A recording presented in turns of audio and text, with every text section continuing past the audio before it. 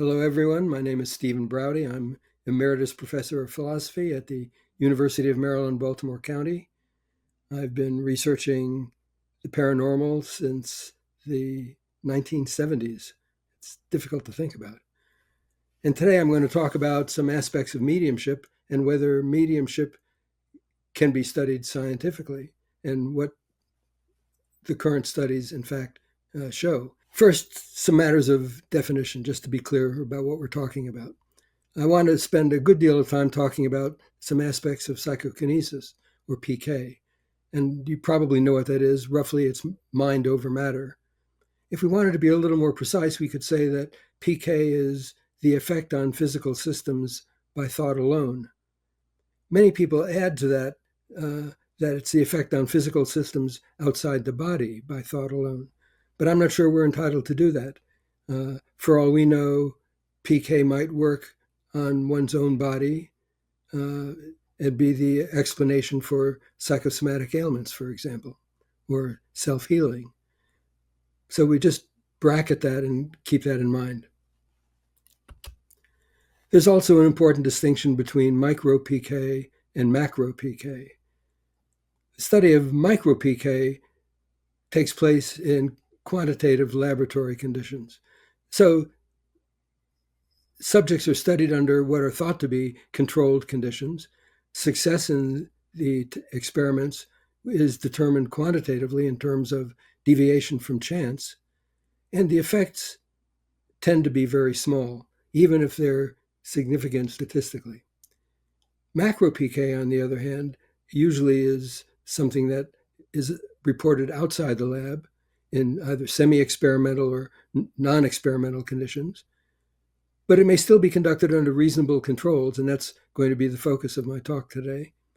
And success needn't be measured quantitatively, and the effects, of course, can be dramatic. These could be things like table levitations, ostensible materializations, and so on. There's also an important distinction between two kinds of mediumship. Mental mediumship is one, and there the medium channels or appears to channel communications from other entities, usually deceased friends or relatives. And that compares to physical mediumship, where a medium appears to channel physical phenomena like object movements, materializations, and so on.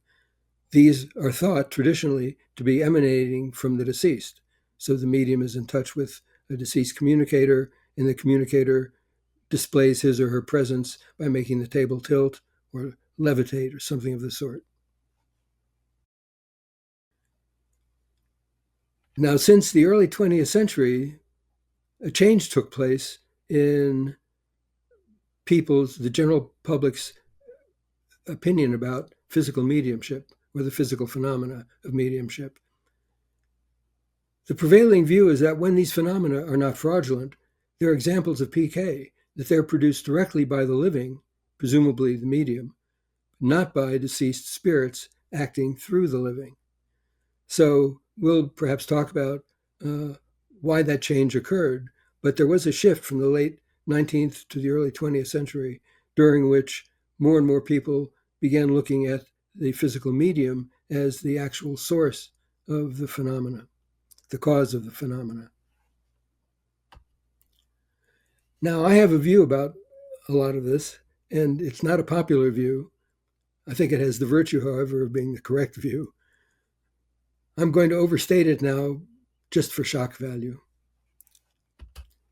My view about this is that late 19th and early 20th century physical mediumship tells us more about living human psychic functioning than anything we've learned and probably could learn from laboratory studies. Now, why do I say that? There are several reasons. The first is what's called the source of psi problem. And what that has to do with is our general inability to determine conclusively where the phenomena are coming from. Think about a PK experiment, for example, whether it's in the lab or people sitting around a table trying to make the table levitate. We don't have a PK meter that we can simply carry around and see where the lines of force happen to be. And in the lab, most experimenters make, I think, a rather foolish assumption It's like they assume that everybody connected with the PK experiment is going to adhere to a kind of gentleman's agreement where only the official subject will use only the psychic ability being tested for, and that no one else, even connected with the experiment, like an onlooker or the experimenter himself or herself, will make any effort to influence the final outcome. So when we get positive results in a PK experiment, we can't be sure whether the final outcome is due just to the influence of the official subject, or whether it's a combined influence of the subject and experimenter or onlooker, or for all we know, someone in Brazil. There's a more general problem here as well, and that is, this is the problem any behavioral science faces when it tries to study phenomena or processes that are situation sensitive. I mean, there are lots of human abilities which we can identify and observe in real life context, but which you can't bring successfully into the lab and look at it under strict conditions. For example, sensuality, compassion. But there's an even more general process still, and that is parapsychologists are, I think, prematurely trying to bring into the lab processes whose natural history and function we're almost totally ignorant about. I mean, we don't know what the natural history of psi is. There's no shortage of opinions about that, but we don't know what role psi is playing in life. So for all we know, it may be as unproductive to study psi in the lab as it would be to study sexuality in the lab, or the ability to mediate disputes. In fact, to the extent that we understand psi at all, there's good reason to think that, like athletic abilities, psi can only be studied in real-life contexts. I mean, if you want to study a tennis player's ability to return serves, you have to observe the tennis player in an actual match when opponents are trying their hardest to win. So for all we know, what we're trying to bring into the lab is a kind of straitjacketed psi, just as the behavior you would observe under laboratory scrutiny would be straitjacketed behavior. It would be inhibited. It would not be functioning the way it presumably functions in real life contexts. One of the reasons people have been skeptical about testing and observing phenomena outside a laboratory situation is that they say we have to trust eyewitness reports, and that eyewitness reports are unreliable. And one of the main arguments for that I call the argument from human bias. The idea is that people who report paranormal phenomena are likely to be biased in favor of the paranormal, and so they simply report what they want to observe. Appealing to human bias, however, is a very weak position to take, and there are several problems with it. One of them is that it won't explain why independent observation reports are sometimes so uniform. This is something that's been noted, for example, in poltergeist phenomena. Poltergeist phenomena go back quite a few centuries, long before there was any literature on poltergeist phenomena. And often the reports are from widely scattered locations where there's no communication between the locations. Also, of course, the appeal to bias is a double-edged sword. There are biases against psi phenomena just as well as biases in favor of psi phenomena. And there are, in fact, biases in every area of science. Any science worth his or her salt, it's an American expression, is going to have some bias in favor of an outcome that they're hoping to get in their experiments. The only unbiased, truly unbiased scientist is probably a dead one. Also, another reason the appeal to human bias is not very helpful is that witnesses of paranormal phenomena outside the lab are often actually biased against or neutral with respect to the phenomena they report. Many of the scientists who've studied paranormal phenomena outside the lab have expected to observe fraudulent activity. In some of the strongest cases, like the case of Eusapia Palladino, are examples of experimenters expecting to be able to debunk the mediumship of the person they're studying. And they find out that instead they become convinced that the phenomena are genuine. So being open to the paranormal is not the same thing as being biased in its favor. It's certainly the case that many people who report paranormal phenomena outside the lab are open to the paranormal.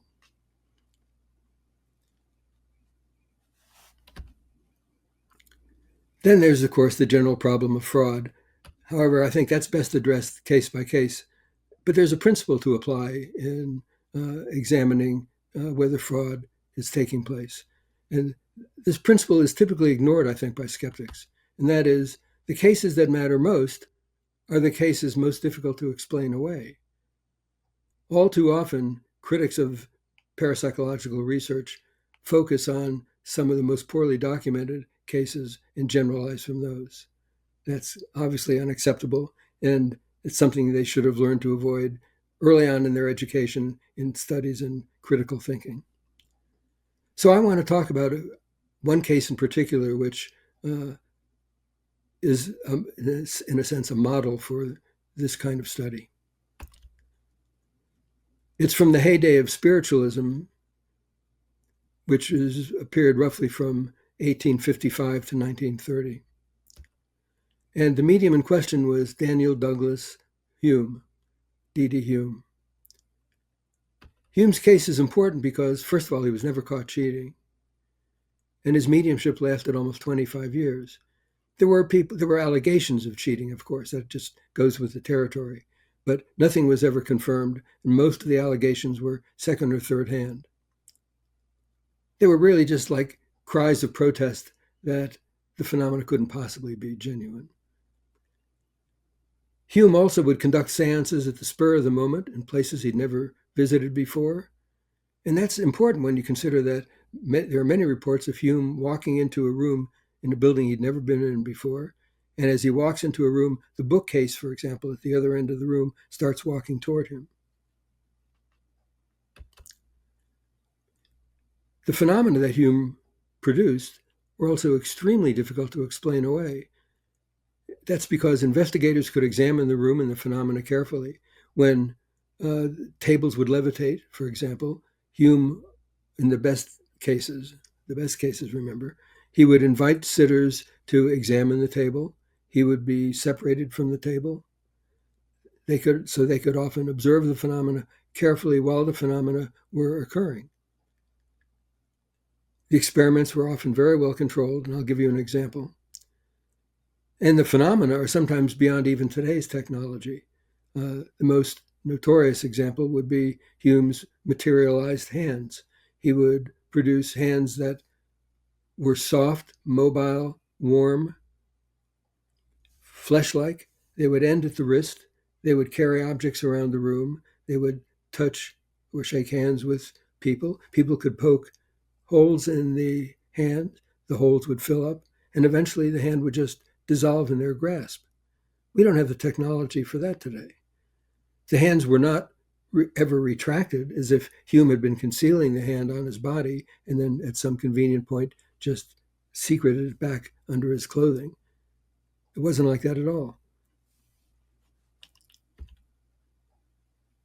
Often very large objects, heavy objects, would levitate, including tables with several people on top. There are many reports of tables moving around the room with people on top and the other people who were not on top unable to stop the movement of the table. Hume would also levitate pianos. And when tables moved or tilted sharply, objects on the table would remain in place. So often there were vases and flowers and other objects, candles, on a tabletop. And when the table tilted, the objects would stay where they were. Sometimes sitters could say, make the objects move, and the objects would move. They'd say, make the objects stop, and the objects would stop. Hume could also apparently affect the weight of objects. This was tested experimentally by William Crookes by using a spring balance. But on command, objects would become heavier or lighter. Also, sitters would feel pulls or pinches or other sorts of touches, even when all the sitters' hands were visible above the table. There was also something called an earthquake effect. This is when the entire room would appear to shake and shudder violently.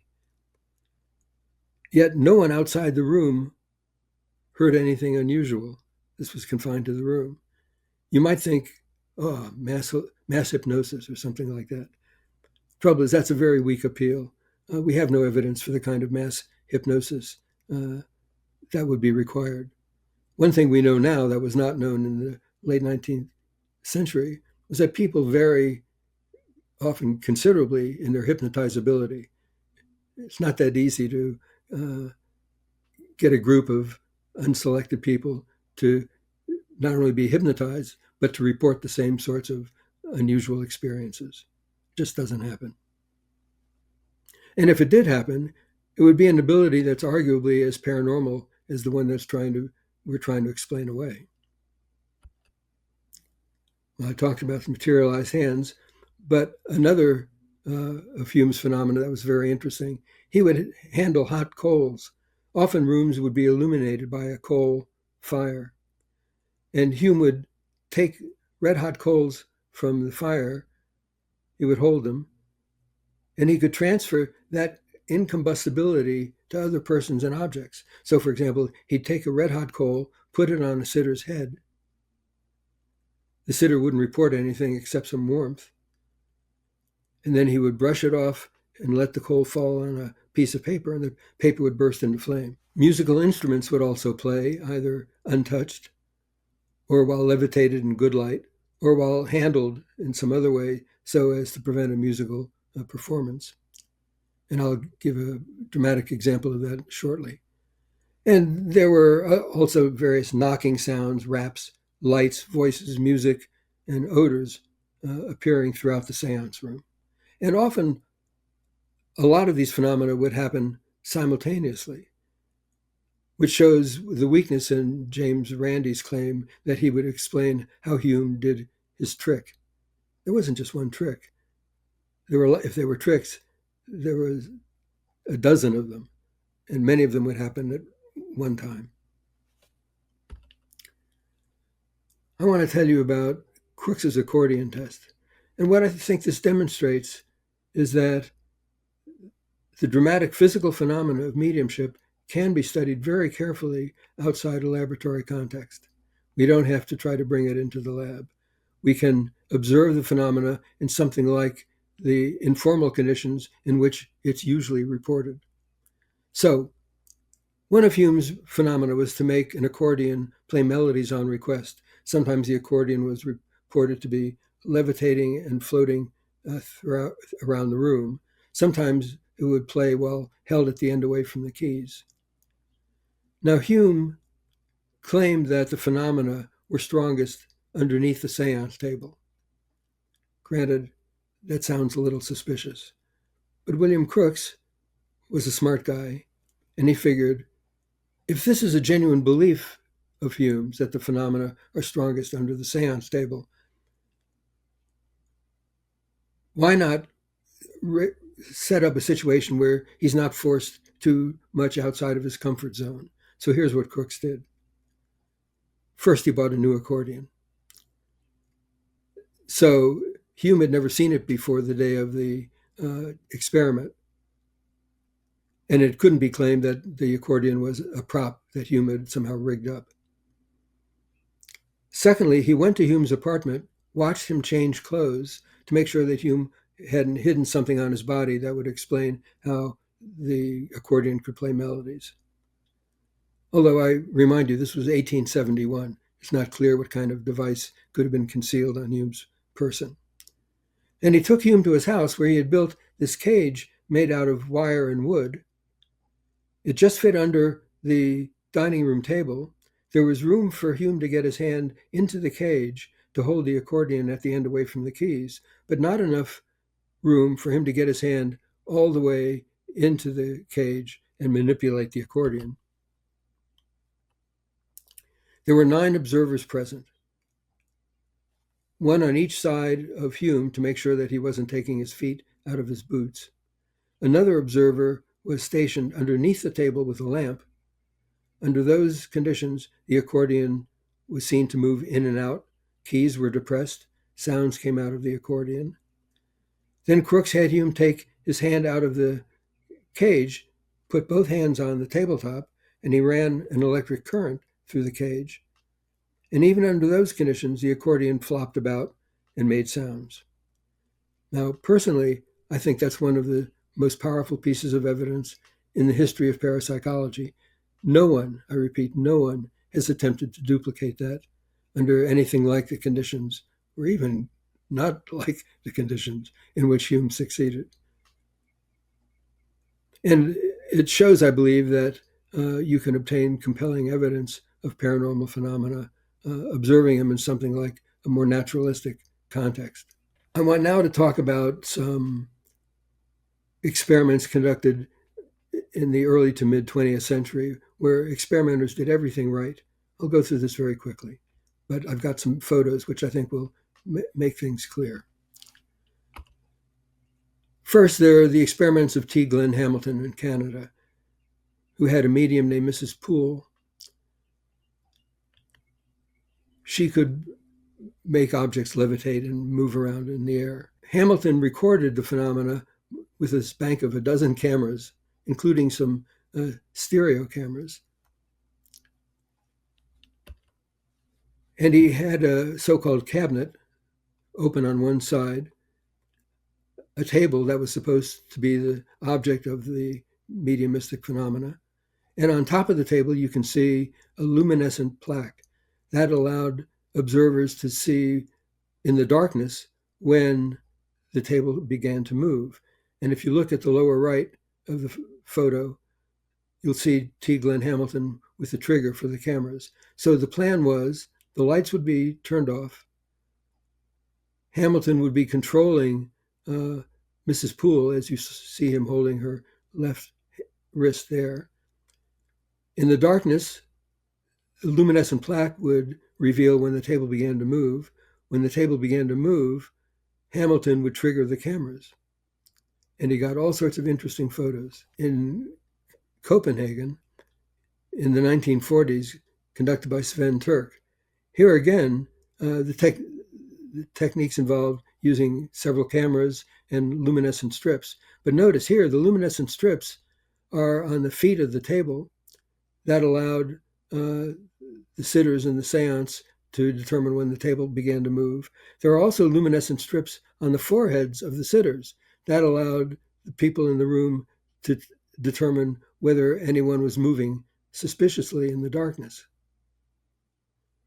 And under these conditions, some very dramatic photos were obtained. So again, Turk did things the right way. He had controls so he could determine with the luminescent strips whether there was table movement or suspicious activity of one or more of the sitters.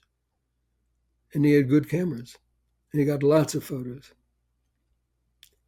So one last point, and then we can turn this over to questions. Many people ask, why were there so many phenomena of this sort during the heyday of spiritualism and not now? What happened to the physical phenomena? I have some views on this. First of all of the great 19th and early 20th century physical mediums were convinced spiritists.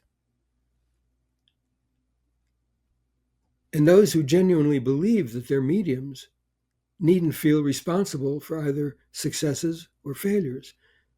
If they get no phenomena or only uninteresting phenomena, they can always attribute it to an inept communicator or to a weak link with the spirit world.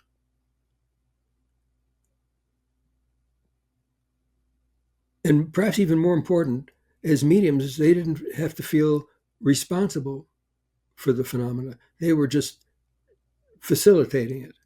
They didn't have to think to themselves, wow, if I'm producing something this dramatic in the context of a seance, who knows what kind of havoc I might be causing in my daily life. They didn't have to experience the fear of what Freud called the omnipotence of thought. They didn't have to think that they were so powerful as to cause any damage. It wasn't them. It was just something working through them.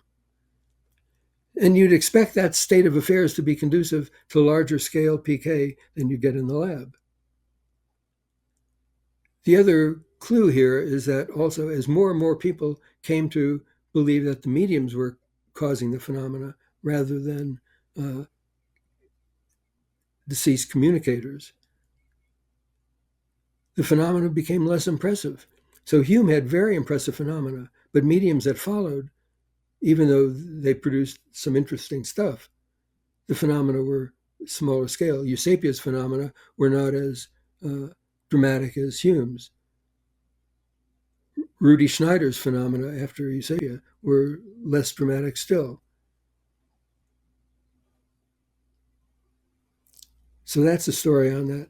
The only other thing I'd say about this is that this issue about the fear of omnipotence of thought has to be taken very seriously. I think one of the reasons people resist PK even more than ESP is this. If I can make a matchstick move or a compass needle move a millimeter by thought alone, it's a very small step conceptually from doing that to making somebody drop dead by thought alone.